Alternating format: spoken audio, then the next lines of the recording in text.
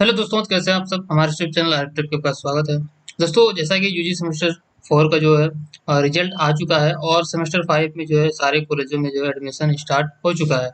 तो इसमें जो है कुछ कॉलेजेस जो है ऑनलाइन एडमिशन लेती है और कुछ कुछ कॉलेजें जो है ऑफलाइन ही अपने कॉलेज में एडमिशन लेती है। तो जैसे कि कुछ कॉलेज में जो ऑनलाइन एडमिशन लेता है तो उसमें डी जो है आपको डीएससी पेपर मांगा जाता है। तो डीएससी पेपर तो सारे स्टूडेंट को जो है कंफ्यूजन है कि आखिर डीएससी पेपर होता क्या है, उसमें क्या रखना है, कौन सा सब्जेक्ट रखना है, ये सारे सब चीज़ें जो है कंफ्यूजन में है। तो इस वीडियो में हम पूरा सेमेस्टर 5 का जो है एनालिसिस करेंगे कि इसमें जो है कितने पेपर होंगे, कितने कौन कौन से पेपर होंगे। डीएससी पेपर होंगे तो डीएससी पेपर कौन कौन से होंगे, और जो जितने भी सब्जेक्ट है उसमें उसमें कौन कौन सब्जेक्ट में कौन सा डीएससी पेपर आएगा, ये सारा चीज़ जो है इस वीडियो में हम डिस्कस करेंगे। और प्लस किसमें कितने मार्क्स का जो है एग्जाम होगा, कितने पास मार्क्स होते हैं, ये सारा चीज़ जो है इस वीडियो में हम डिस्कस करेंगे। तो चलिए दोस्तों, वीडियो को स्टार्ट करते हैं। दोस्तों, आप वीडियो में लास्ट तक देखें तो आपको अच्छे से समझ में आ जाएगा सेमेस्टर 5 के बारे में और डीएससी के बारे में जो भी आपको कन्फ्यूजन है।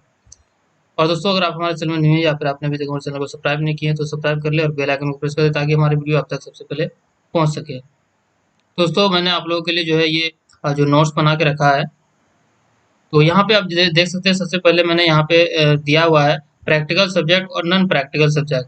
तो ये आपको चीज़ समझना होगा। पहले जो आर्ट्स साइंस जो होता है, इस पे आपको नहीं जाना है, आपको प्रैक्टिकल और नॉन प्रैक्टिकल सब्जेक्ट में जाना है, क्योंकि कुछ जो है आर्ट्स सब्जेक्ट में भी प्रैक्टिकल होते हैं और कुछ साइंस सब्जेक्ट में भी प्रैक्टिकल हो। एग्जाम्पल में लेते हैं, जैसे कि ये जो है ज्योग्राफी है और साइकोलॉजी है, होम साइंस है, ये आर्ट्स में आते हैं, लेकिन इसमें जो है प्रैक्टिकल सब्जेक्ट है। उसके बाद जो है आपको जो मैथमेटिक्स जो है ये साइंस में आते हैं, लेकिन इसमें जो प्रैक्टिकल नहीं है। तो इसलिए यहाँ पे आपको आर्ट्स साइंस में नहीं देखना है, प्रैक्टिकल और नॉन प्रैक्टिकल सब्जेक्ट देखना है। तो ये यहाँ पे मैंने क्लियर लिख दिया है, प्रैक्टिकल सब्जेक्ट ये सारे हैं 7 और नॉन प्रैक्टिकल सब्जेक्ट सब्जेक्ट जो ये सारे हैं। इसमें से हो सकता है कुछ सब्जेक्ट छूट गए हो, तो आप लोग नीचे कमेंट बॉक्स में कमेंट करेंगे, मैं उस सब्जेक्ट के बारे में भी बता दूंगा। उसके बाद यहाँ पे आता है प्रैक्टिकल सब्जेक्ट मार्क्स के बारे में, कि जो प्रैक्टिकल सब्जेक्ट है उसका मार्क्स किस टाइप से होगा। तो यहाँ पे आपको 3 भाग में मैंने यहाँ पे बाँट के दिखाया है। सबसे पहले मैंने इंटरनल एग्ज़ाम दिखाया जो कि कॉलेज लेता है। ये भी बहुत किसी को कन्फ्यूज़न में रहता है, उसको समझ में नहीं आता है कि ये क्या है। इंटरनल एग्ज़ाम जो है कॉलेज की तरफ से जो लिया जाता है, जिसका यहाँ पे आप देख सकते हैं जो कोर 11, कोर 12, उसके बाद डीएससी 1, डीएससी 2, एसएससी। और यहाँ पे मैं थोड़ा-सा बता दूँ कि जैसे सेमेस्टर 4 में आपका कोर पेपर जो है वो 3 था, यानी कि ऑनर्स पेपर 3 था, वो इस बार जो है 2 ही रहेगा। और एक जनरल इलेक्टिव था यानी कि जीई, वो इस बार नहीं रहेगा। जीई की जगह पे डीएससी और पेपर रहेगा, जो कि डीएससी पेपर 2 पेपर रहते हैं, डीएससी 1, डीएससी 2 उसको बोला जाता है। उसके बाद एक एसएससी जो पेपर पहले भी था और इस बार भी एसएससी पेपर रहेगा।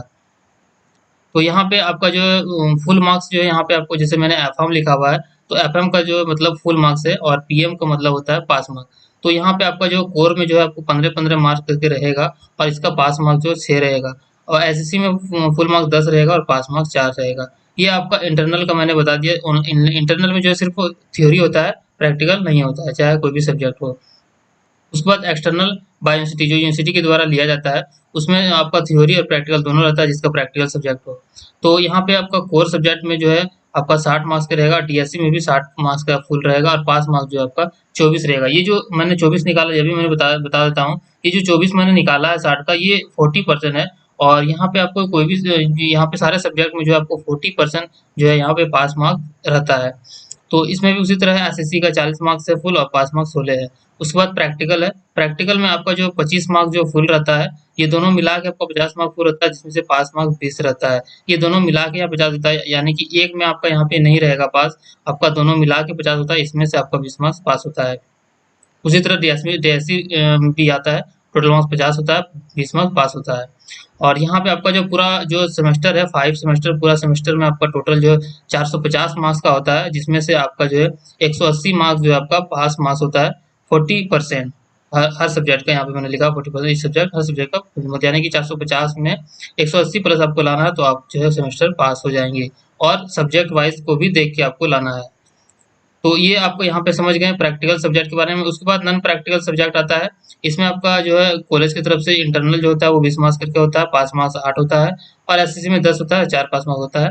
उसके बाद इंटरनल एग्जाम जो है यूनिवर्सिटी की तरफ जो होता है वो 80 मार्क्स का होता है और एसएससी 40 मार्क्स का ही होता है और इसमें जो 32 मार्क्स पास का होता है। इसमें भी 450 ये तो मैंने बता ही दिया, 40 मार्क्स आपको लाना है। उसके बाद कुछ यहाँ पे क्वेश्चन जो होते हैं स्टूडेंट के काफी सारे जो है ये क्वेश्चन जो आते हैं, तो यहाँ पे मैंने वो भी लिख करके रखा और आपको बता दूं। जैसे कि पहला जो है पास का है, तो पास का तो क्लियर है कि वो पास है। दूसरा है प्रमोटेड का आता है, रिजल्ट में जो प्रमोटेड लिखा हुआ रहता है, तो यहाँ पे बता दो प्रमोटेड का मतलब ये होता है कि आप जो जैसे आपको 5 पेपर है, 5 पेपर में आपने 1, 2, 3 पेपर यानी कि या तो एब्सेंट हो गए या फिर पास नहीं हो पाए। जैसे कि मैंने बताया कि 40% जो पास मार्क्स होता है वो आप नहीं ला पाए। तो यहाँ पे आपको जो प्रमोटेड कर दिया जाता है रिजल्ट में, इसका मतलब ये होता है कि आप जो है अगले सेमेस्टर में जा सकते हैं। यानी कि सेमेस्टर 5 में अगर आप प्रमोटेड होते हैं तो सेमेस्टर 6 में आप एडमिशन करा सकते हैं, यानी कि सेमेस्टर 6 में फॉर्म भर सकते हैं, एग्जाम दे सकते हैं। सेमेस्टर 5 का जो आपका जो प्रमोटेड वाला सब्जेक्ट है वो बाद में आप इसको दे सकते हैं। तो प्रमोटेड का मतलब ये होता है। उसके बाद फेल आता है। फेल का मतलब ये होता है कि जो आप जो है सेमेस्टर में अगर फेल हो गए हैं तो आप जो है नेक्स्ट सेमेस्टर में नहीं जा सकते हैं।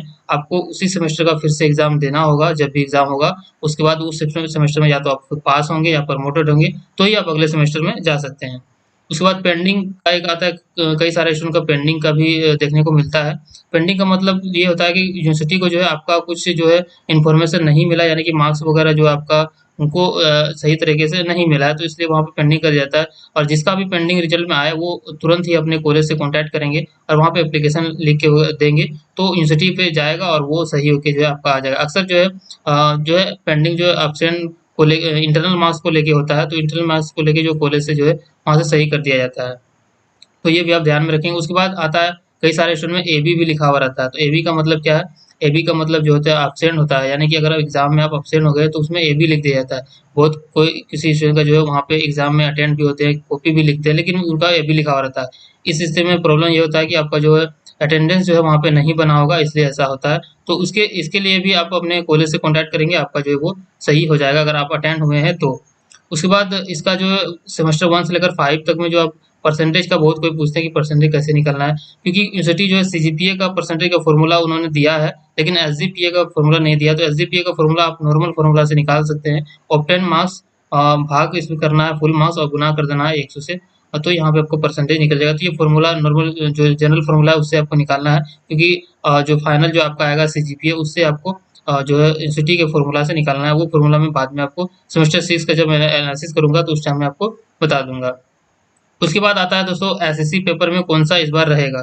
तो एसएससी पेपर में जो है दोस्तों इस बार जो वैल्यू एंड मोरल एजुकेशन सभी का रहेगा, चाहे उसका कोई भी ऑनर्स हो, साइंस में हो, आर्ट्स में, कॉमर्स में हो।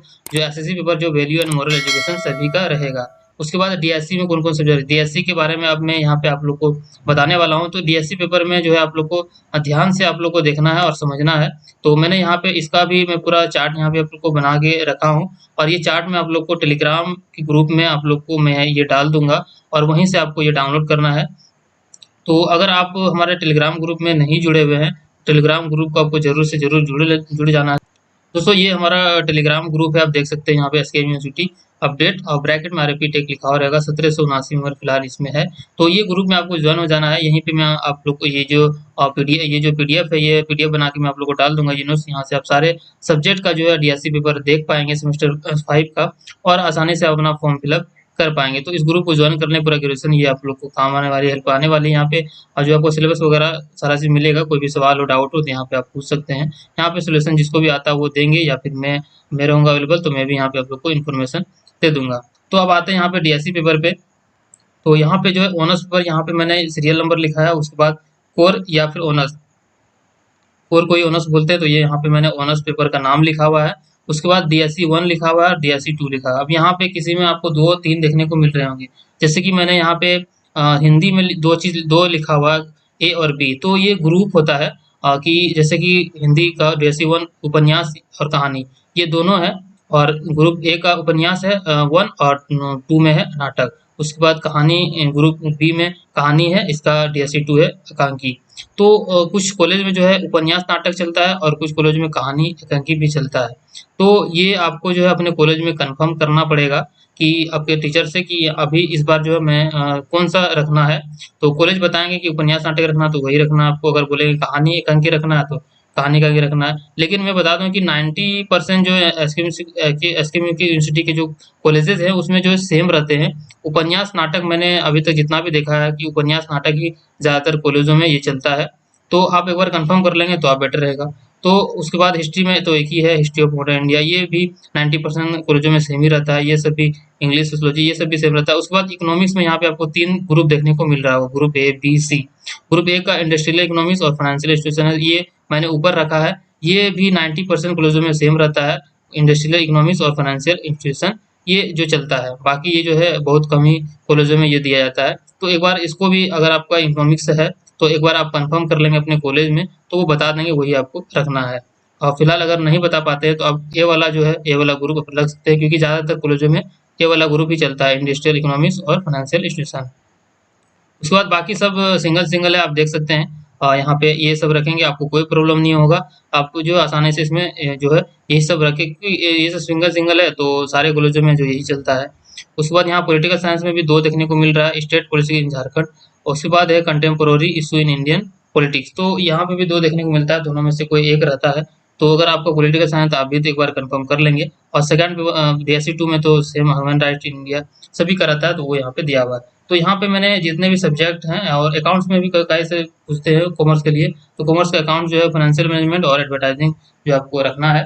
तो यहाँ पे मैंने टोटल 18 सब्जेक्ट का यहाँ पे मैंने बताया हुआ है। अगर यहाँ पे कोई सब्जेक्ट छूट गया है तो आप जो है नीचे कमेंट बॉक्स में कमेंट कर सकते हैं, या फिर हमारे टेलीग्राम ग्रुप में भी आप मैसेज कर सकते हैं कि ये सब्जेक्ट छूट गया, इसका बता दीजिए, तो मैं आप लोग को वो भी बता दूंगा। तो यहाँ पे आपको DSC पेपर का यहाँ पे टोटल चार्ट दिया हुआ है, ये आपको टेलीग्राम ग्रुप में मिलेगा, वहाँ से डाउनलोड करेंगे और अच्छे से इसको देख के समझ लेंगे। उसके बाद अपना फॉर्म में भरेंगे। फिलहाल अभी एडमिशन फॉर्म हो रहा है, कई सारे कॉलेजों में एडमिशन फॉर्म में भी ये मांगा जा रहा है, तो आप वहाँ पे ये दे सकते हैं। फिर अभी जो है आपका एग्जामिनेशन फॉर्म भी बहुत जल्द आने वाला है, तो उसमें भी ये आपको ये ज़रूरत पड़ेगी, और यहाँ पे आपको उसमें भी आपको एग्जामिनेशन फॉर्म में भी ये सही सही आपको भरना पड़ेगा। तो ये था अपडेट दोस्तों DSC पेपर लेके, और एनआरसीसी जो सब्जेक्ट वगैरह का था, मार्क्स वगैरह का, तो वो मैंने क्लियर आपको बता दिया। फिर भी कोई डाउट हो, कंफ्यूजन हो तो नीचे कमेंट उसमें कमेंट कर सकते हैं, और टेलीग्राम ग्रुप में भी मैसेज करके पूछ सकते हैं।